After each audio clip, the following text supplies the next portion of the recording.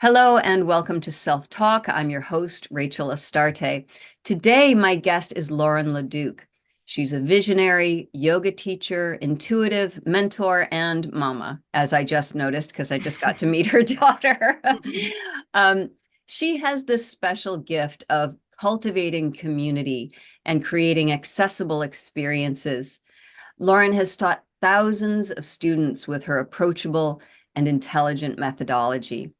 Her greatest current spiritual passion is harnessing the sacred feminine and guiding women and femmes to love themselves and embrace wholeness toward creating a more peaceful and loving world.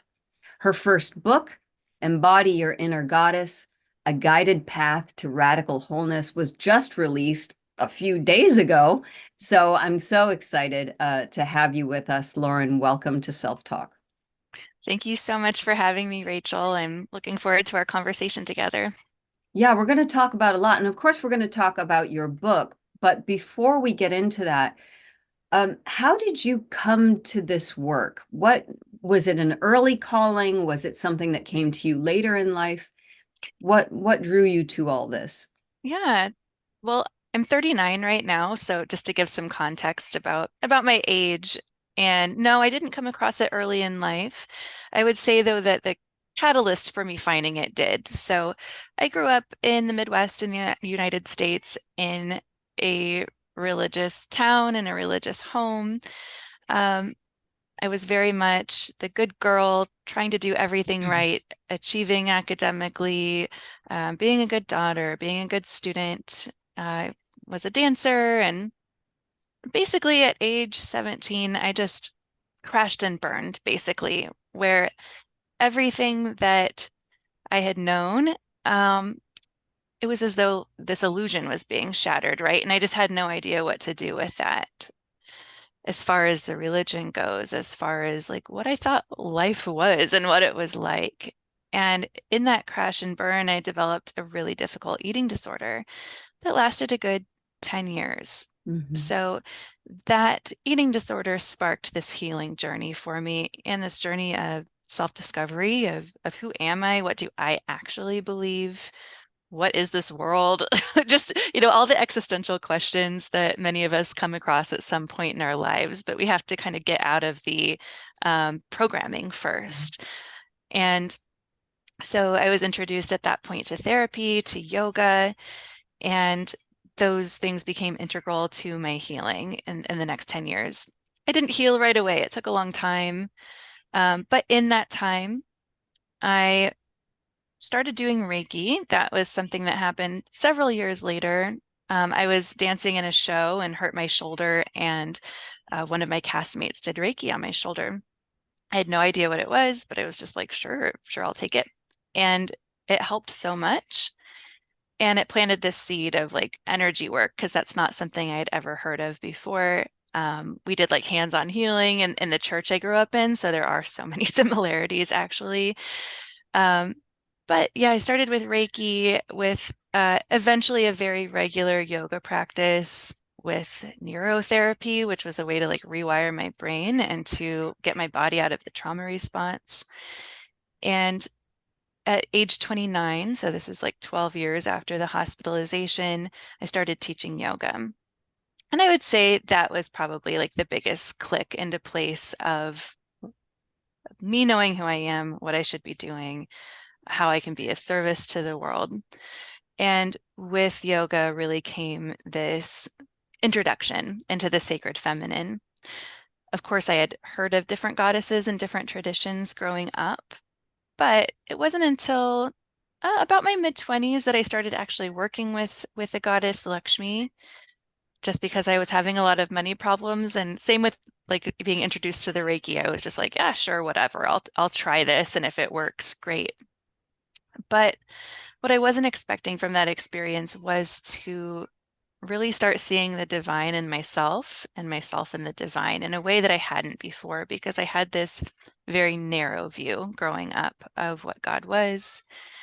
Um, and then in my yogic studies, I really got to work with playing with embodying all these different goddesses, and I was able to see like the real spectrum of feminine energy and what it entails and how it differs from quote unquote femininity in our culture. Mm. And so that's been a big part of my like spiritual practice and personal practice now for quite a long time.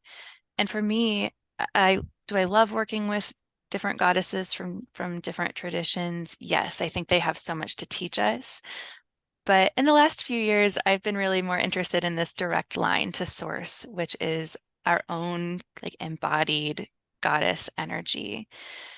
And that has been a really cool thing because, while it can be helpful to connect with things outside of us to gain this deeper understanding, I think we do have this direct line to source and it's within us. And being able to harness that is incredibly empowering. Um, so that's a little bit about my journey to the sacred feminine. Of course, it's much longer than that, and there are many stories, but it is such a part of my life now. And what I like, or I'd say what I love about it is, yes, I was given this kind of one-dimensional view of God that was very much in the masculine. And when we're talking about masculine and feminine in the spiritual sense, masculine is very linear. It's solar, it's penetrating, it's structured. The feminine is wild and it's cyclical and it's lunar. And because we live in this patriarchy, many of the qualities of the masculine are upheld through our systems, whether that's government, whether that's family, whether that's our social systems. And the feminine has really been repressed. It hasn't been celebrated. It's even been demonized. So by really looking at what the feminine qualities are within ourselves, both men and women and gender nonconforming, we're able to start to see a fuller picture of who we are and start to harness some of these shadows, I think, and make them into our superpowers by bringing them into the light. Yeah.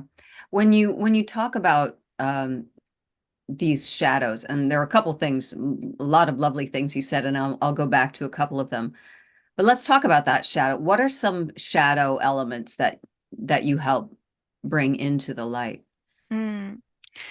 Well, one thing I'll say is what I noticed working with my own shadows and working with clients is that oftentimes they just point to our desires. So say that my shadow is jealousy, right? Like something in me comes up and I'm so jealous every time I see somebody accomplishing something that I want to do.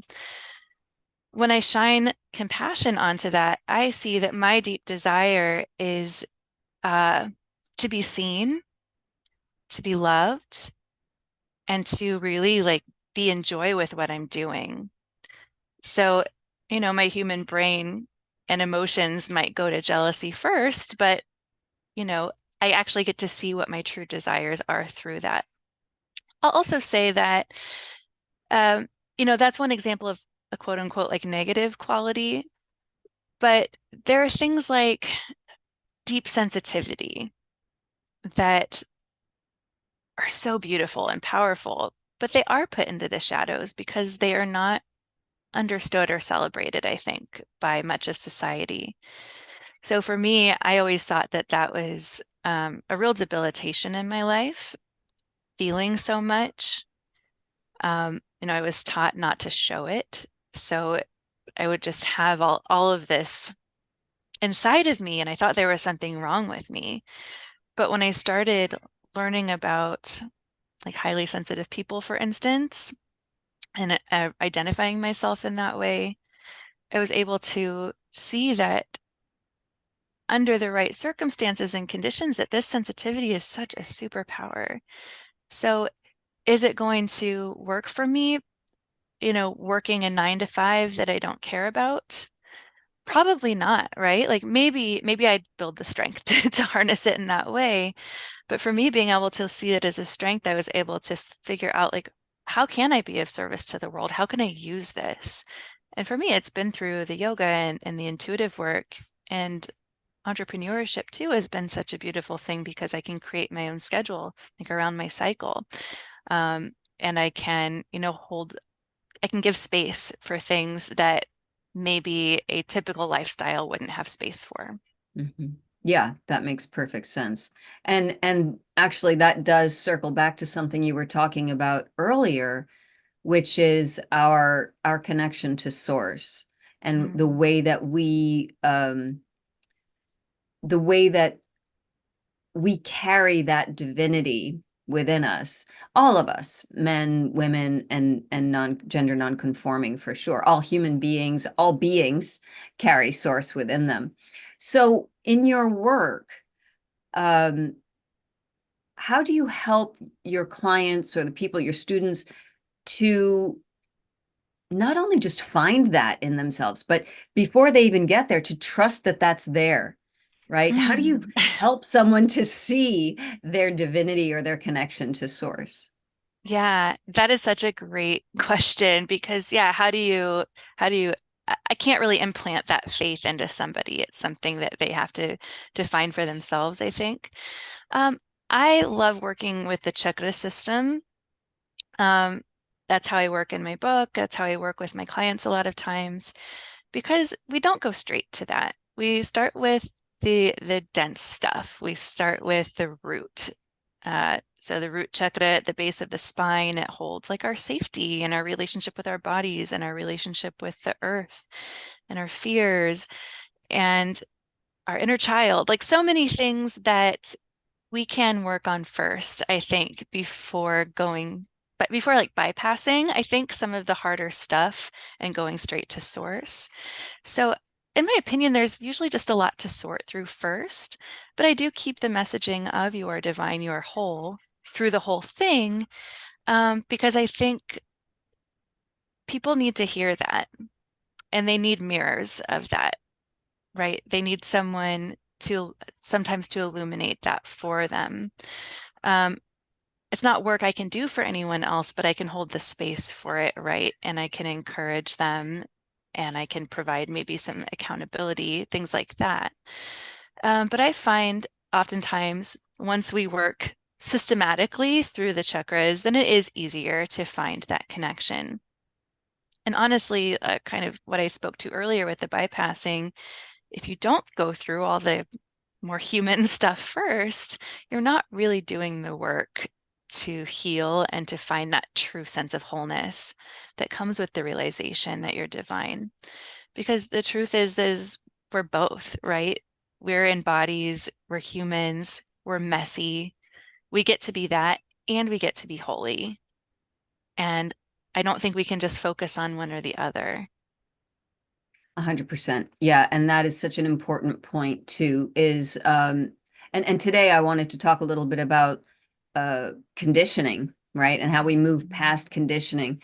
And that speaks to what you're saying. There's inner child work, there's deeper wounding that needs to be addressed. And it sounds like the your approach is very much non-pathologizing, right? Mm, So that what we are going through, and this is something I work with clients as well, which is why I was so intrigued to have you on the show, is, and not a lot of people talk about this, that the whole concept of there's nothing wrong with you, we feel like something's wrong with us. And that's our conditioning, right? Our conditioning is saying we're out of alignment. But instead, what we're actually saying is, no, that's a blessing, right? To know, to be able to recognize that you're out of alignment and do that work and not bypass and go to, oh, I'll just do some mantras and surrender.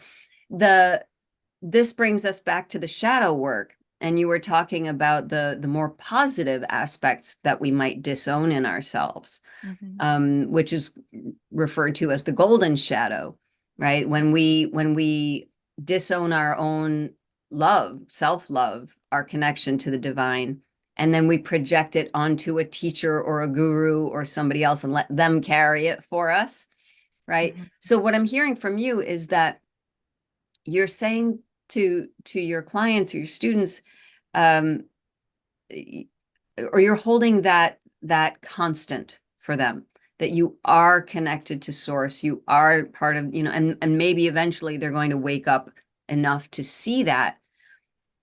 but it's so hard, at least it is for me. I wonder if it is for you, to have your clients really begin to see that moment where it's like, I am not the pain that I'm going through right now. Mm. I have to go into it, but I'm not, it doesn't define me. I'm larger than that. Do you find that when you work with people? Yeah, I think that it can take some time, right? And I know for me, it's taken a lot of time. And, I'm such a devotee of yoga because it does provide so many tools for this very thing, right? It might be in a little bit different language than we use today, but it gives us the tools to recognize, like, yes, I have these emotions, but they aren't who I am. Yes, I have these thoughts, and they're not who I am. I'm the one who's observing them. And when I'm doing this inner work, I can start to learn how to observe them with compassion, which is such a beautiful thing. Sorry, just a moment. Come here. Sorry, she's playing pretend.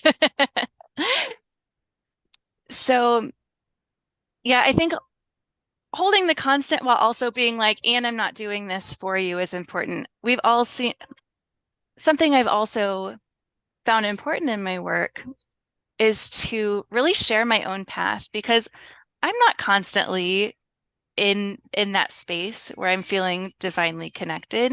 I'm not. I forget all the time. I have crappy thoughts about myself that come up. The conditioning still comes, but I can hold space for that with compassion, where that's not something I was able to do before. It took a lot of time and a lot of work, and a lot of tools. Yeah, I think that's the important thing is, and I say this to my clients all the time, therapy is not about eliminating the triggers. It's about what do you do with them? Because we can't necessarily change what happened. We can't change what happened to us. We can change our association with what happened to us and how we manage from this point forward. Um, so that's a beautiful point. So thank you for bringing that up. Uh, Here's a question, since we're talking about the chakra system. Um, what or do you find that there is a particular, do you find that there's a particular energy center that people have the most difficulty with? That's a great question. I would say that it does tend to vary. Since I do work more with women, I can speak to that. What I see oftentimes, where a lot of work needs to be done first is in the sacral center. So, in the area of the womb, so many women and feminine folks have a lot of sexual trauma, and me included. So there's usually a lot to work through there. Um, and that's also our space for like sensuality and joy and of creativity. So it's very worthy work to go in and find balance and healing and love in that space because we're so capable of creating positive change in the world, in our own lives, and art and poetry and music and all the beautiful things that make our world so special and make our lives so special. So healing, that's really important. I'd also say the throat, that would Mhm. be and they're very linked in my mind, but so many have blockages in the throat. They've felt as though they're not really able to speak their mind a lot of times in life, or maybe they've been shamed for that. Mhm. Um, Also, on the flip side, the throat isn't just about speaking, it's about listening. And our world is so full of distractions these days that a lot of us have really lost this skill of active listening. Yeah, So that's just as important as, unleashing the voice. true. And the throat chakra is also about creativity, which makes another really beautiful connection between the lower chakras and the throat. We are creating and we need to be able to have that flow there. Yeah. Mhm. So let's talk a little bit about your book too, and this concept of Embodying your inner goddess. What does that mean to you? And what does that mean for the purposes of the book? Yeah, most simply put, it's embodying your direct line to source or to the sacred feminine. But when I'm working with clients intuitively, and there's a meditation I lead in the book as well, we're actually like looking at this inner goddess, and she's going to appear in as many individual ways as people exist. So when I'm doing a reading with somebody, I pull up their inner goddess first, and then instead of like a angels or spirit guides or something like that, and then we look at their energy centers. Um, does this like floating goddess truly exist somewhere?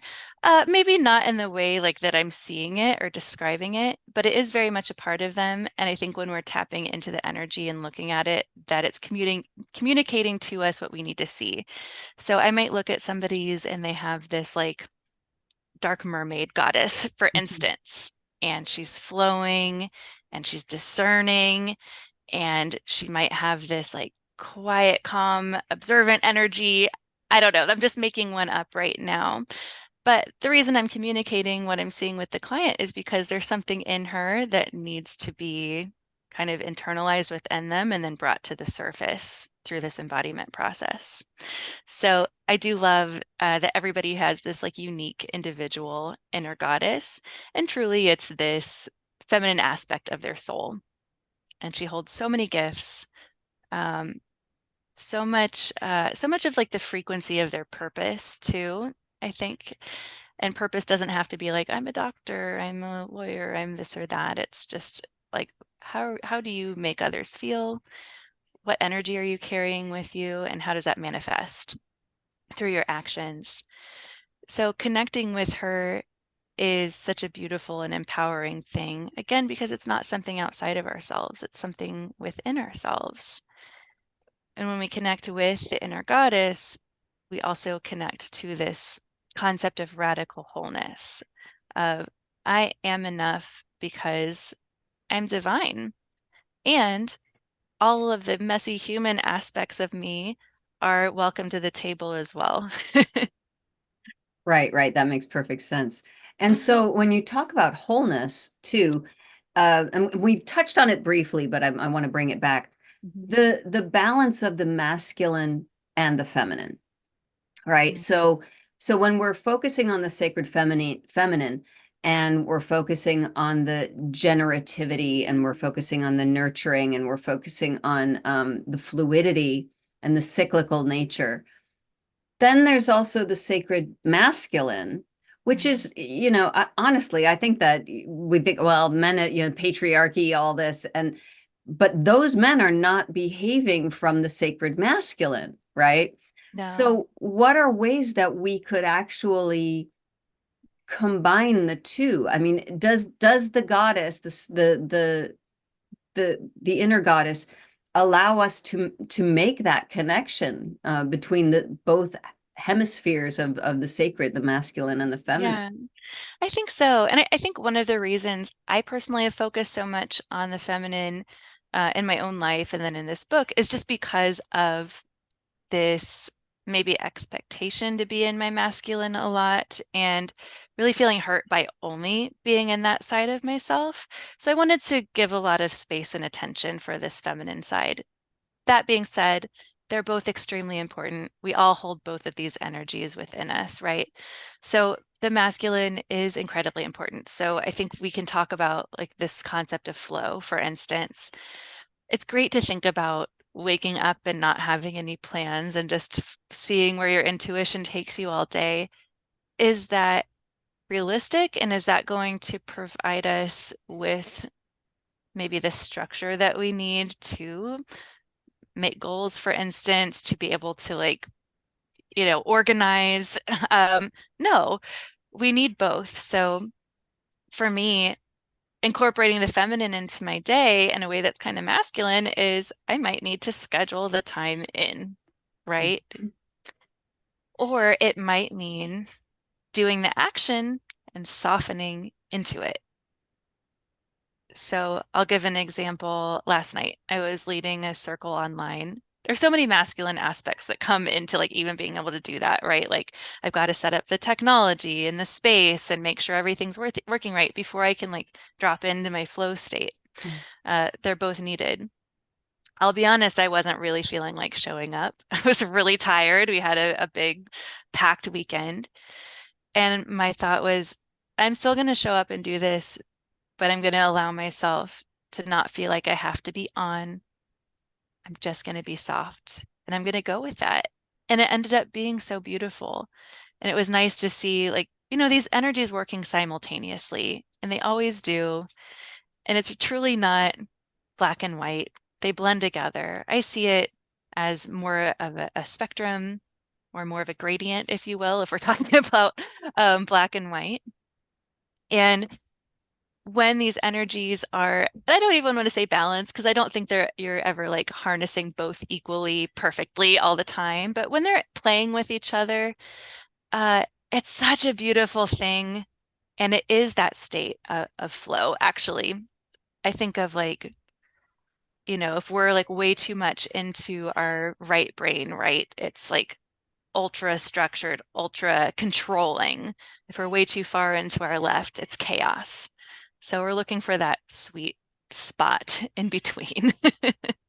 Yeah, that makes sense. Absolutely. Right. So let's talk for a minute about what may seem like an obvious question. Why do we do this work? Why do we do this inner work? Why do we want to shed our conditioning? Why do we want to make sure that our chakra system is clear? Uh, what good does that do? Not just personally, like why bother? It seems like such a basic question, but not a lot of Yeah. people take the time to ask it. No, it's not.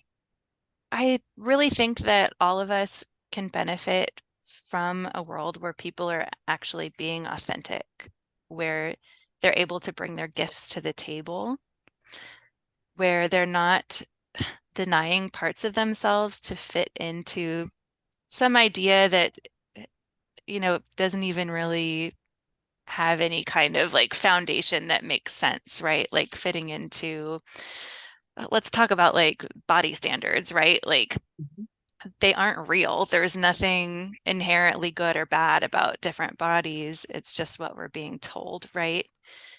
Uh, and there's so much like peace to be had in realizing that and like seeing the illusion. And like when I think about, the millennias of women and people who don't hold power and influence not truly being able to bring their gifts to the table and contribute to society more so than just like child rearing or whatever. Not that that isn't important. It's very important. Um, it makes you wonder like what could have been invented? How could we be working better with the earth right now rather than destroying it? How could we be collaborating more? What kind of art would be out there? There's so much untapped potential. Yeah. So, and that is on a microcosmic level and on a macro level as well. There's untapped potential Yeah. for beauty. Right. Uh, Right. And so all of that starts from us, right? From each yeah. individual person. So it's it behooves us to really clean up our house, Hmm. so that we can be radiating um, that energy, our true energy. So you're talking about sharing gifts, and I want to clarify too, because we hear that a lot in the psycho spiritual world. Share your gifts. Hmm. And I think, in my experience, maybe it's been with you, people don't really know what that means. I don't have any Hmm. gifts. I'm just me. Like you said, I'm just a mom, or I'm just an accountant or whatever. But the gifts are deeper than that. The Mm. gifts are the gift of your true self, Yeah. right? Being that in the world. Is that partly what you mean? And Yeah, yeah. absolutely. And, just in probably spiritual speak, we talk about like frequency, but it is like if you're around somebody who's truly themselves, Mhm. it feels different, right? And it's kind of intangible to say it in that way, but it does. And just imagine if everyone had that ability. Right. Um, I love like the LGBTQ movement because by, really resisting this this programming to have to like express their sexuality in one way and by like embracing their truth, uh, they have been spreading unspeakable joy in our world. And I love like the joy as resistance too. But I think that's just one example of, a group of people who have been like, nope, we're not going to do this anymore. Yeah. And like how much beauty and art has been unleashed in this world. And uh, I think that, you know, there are a few people in that community who are representatives and stuff in our government, but I think the more that's accepted and embraced, like the more we're going to see maybe legislation, for instance, that keeps everyone in mind rather than just a few, right? Yeah. Um, I know I'm kind of jumping all over from like the Yeah. micro to the macro, but I think that's one example of like, let's embrace this authenticity. This is who I am, Mhm. and it's amazing. Yeah. Yeah. And that's how it would manifest uh for this particular group. It can manifest in many different ways for many different people. It could be fully embracing motherhood or fatherhood. It could be simply embracing being an artist. And what you said is so important. That frequency, the vibrations that we're putting out, not only affect the people that we're sitting with in the moment or online with at the grocery store, but but collective consciousness, right? Because that's Yes. the energy that we are putting out, Hmm. right? And that affects everything around us. So again, that wholeness, and understanding that starts with us, right? Yeah. It sounds very selfish, but that's the opposite of what it is. Where else does does the change, the energy that we're putting out, where does that come from? But here, Mm. right? Absolutely. I think if you believe in the collective, right, then whatever you're doing to uh, be in your joy, raise your vibration, whatever you want to call it, does affect everyone and everything. And if even if you're not quote unquote healing or embracing these tools to feel more grounded and be more authentic or be in yourself, you're still affecting everything. Yeah. So it's a choice. Like, Yeah. how am I going to affect the collective? Am I going to point fingers everywhere else? Um, a critical eye can be important sometimes, but why am I going to be pointing to someone and saying they need to be peaceful when I'm not cultivating that within myself? Right. Exactly. That's great. So that's a beautiful thought to leave it with today. Lauren, how can people find you?